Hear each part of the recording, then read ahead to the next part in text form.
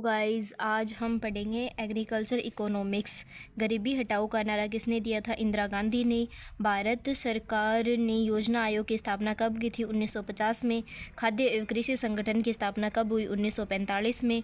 खाद्य एवं कृषि संगठन का मुख्यालय FAO का मुख्यालय रोम, इटली में। उपभोक्ता अधिशेष का सिद्धांत प्रथम बार प्रतिपादित किया था मार्शल ने। न्यूनतम समर्थन मूल्य किसके द्वारा घोषित किया जाता है? केंद्र सरकार द्वारा।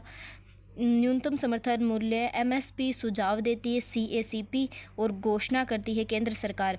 समुदाय की प्राथमिक इकाई परिवार होती है। किसी कंपनी द्वारा उत्पादित उत्पाद के लिए केवल एक खरीदार होना मोनोसोमी कहलाता है। MPP अधिक है APP से, तो यदि MPP APP से अधिक है तो APP होगी बढ़ते क्रम में। निम्न में से कौन सी जमा पूंजी नहीं है? इनमें से कोई नहीं। खेत, इमारत, मशीनरी, कारखाना। इनमें ऐसी संपत्ति जिसे किसी चालू इकारनामा करंट ओब्लिगेट्स की पूर्ति हेतु नकदी या केस में आसानी से नहीं बदला जा सकता, जैसे खेत, इमारत, मशीनरी, कारखाना, भूमि, भवन इत्यादि जमा पूंजी कहलाते हैं। विकल्प डी सही है। इनमें से सभी जमा पूंजी है।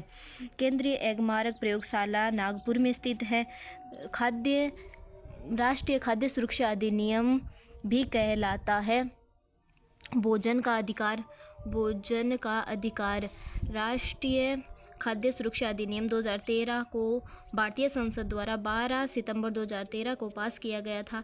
इस अधिनियम को भोजन का अधिकार राइट टू फूड एक्ट भी कहते हैं, क्योंकि इसके द्वारा भारत में 2/3 जनता को सब्सिडी पर भोजन प्राप्त होता है।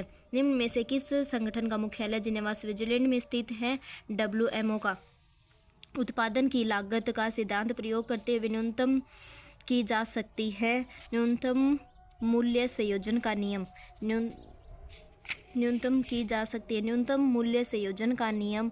इस नियम में उत्पादन के विभिन्न कारकों का ऐसा सामंजस्य तैयार करते हैं जिससे लागत कम और उत्पादन ज़्यादा प्राप्त हो। इस प्रकार के संयोजन को लिस्ट कॉस्ट कॉम्बिनेशन कहते हैं। इस नियम के उपयोग से उत्पाद लागत न्यूनतम की जा सकती है।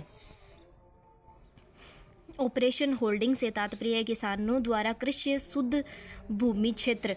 जब संसाधन सीमित होते हैं तो निम्न में से कौन सा सिद्धांत उत्पादन में लगाया जाता है? सम सीमांत सिद्धांत को उत्पादन में लगाया जाता है। SMMETI के अंतर्जात राज्य स्तर की प्रशिक्षण संस्था है आत्मा। आत्मा का पूरा नाम है एग्रीकल्चर टेक्नोलॉजी मैनेजमेंट एजेंसी, कृषि तकनीकी प्रबंधन एजेंसी। इसकी स्थापना 6 नवंबर 2005 को किसानों ने नई तकनीक एवं आवश्यक जानकारी उपलब्ध कराने के लिए ग्राम पंचायत से लेकर जिला स्तर की इकाइयाँ KVK व गैर सरकारी संगठनों का एक साथ जोड़कर आत्मा का संगठन या गठन किया गया था। इसमें 90% खर्च केंद्र सरकार और 10% राज्य सरकार वहन करती है। जब उत्पाद वानस्पतिक फसल वृद्धि का उत्पाद होते हैं तो गहनता उत्पाद संबंध है उपगामी। नाबार्ड की स्थापना हुई थी 1982 में। शिवरमन की अध्यक्षता में गठित एक समिति की प्रस्तुति के साथ आधार पर मार्च 1970 में नाबार्ड एक्ट पारित हुआ। इसी आधार पर RBI द्वारा नाबार्ड तथा राष्ट्रीय कृषि एवं ग्रामीण विकास बैंक नाबार्ड की स्थापना 12 जुलाई 1982 को की गई थी। नाबार्ड देश में कृषि ग्रामीण विकास के लिए वित्त उपलब्ध कराने वाली सबसे शीर्ष शाखा है। अपनी ऋण संबंधी आवश्यकताओं के लिए नाबार्ड भारत सरकार व विश्व बैंक व अन्य संस्थाओं से धन प्राप्त करता है। भारत में पहला क्षेत्रीय ग्रामीण बैंक 1975 में शुरू हुआ था।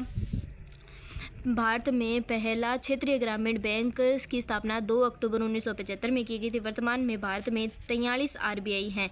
आपूर्ति एवं आय का सिद्धांत आपूर्ति एवं आय का संबंध कांस्टेंट है। आपूर्ति और आय का सीधा संबंध होता है। आपूर्ति बढ़ने से आय बढ़ती है और आपूर्ति घटने से आय घटती है। उत्पादन क्रिया फैक्टर है। उत्पादन क्रिया है एक फैक्टर। उत्पादन क्रिया फैक्टर होता है।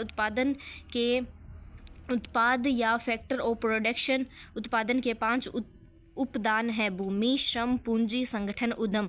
उच्च किस्म उपज कार्यक्रम किस वर्ष प्रारंभ हुआ था? 1966 को। अक्टूबर 1959 को प्रथम पंचायती राज 2 अक्टूबर 1959 को प्रथम बार किस शहर में आरंभ किया गया था? नागौर, राजस्थान से। राष्ट्रीय कृषि विपणन संस्थान किस शहर में स्थित है? जयपुर में। राष्ट्रीय कृषि विज्ञान संग्रहालय किस शहर में स्थित है? नई दिल्ली के अंदर। रूरल सोशियोलॉजी पुस्तक के लेखक है doctor AR Desai. Rural sociology in India नामक पुस्तक के लेखक है डॉक्टर AR देसाई। इनकी अन्य पुस्तक रूरल इंडिया इन ट्रांजिशन या इंडियाज पाथ ऑफ डेवलपमेंट है। अर्थशास्त्र के पिता है एडम स्मिथ। अर्थशास्त्र की विषय सामग्री जिसमें पूर्ण अर्थव्यवस्था का अध्ययन किया जाता है उसे कहते हैं व्यापक अर्थशास्त्र, माइक्रो इकोनॉमिक्स। मूल्य सिद्धांत किस शाखा के अंतर्गत आता है? मैक्रो यानी सूक्ष्म अर्थशास्त्र के अंदर। यदि कुल प्रतिफल कुल लागत से कम है परंतु जल लागत से अधिक है तो सिद्धांत व्यवसाय को चालू रखना चाहिए। इस निर्माण में जिस सिद्धांत का प्रयोग किया जाता है उसे कहते हैं कॉस्ट प्रिंसिपल यानी लागत का सिद्धांत। यदि कुल प्रतिफल कुल लागत से कम है परंतु चल लागत से अधिक है तो व्यवसाय को चालू रखने के लिए किस सिद्धांत का प्रयोग किया जाता है? कॉस्ट प्रिंसिपल लागत सिद्धांत का प्रयोग किया जाता है।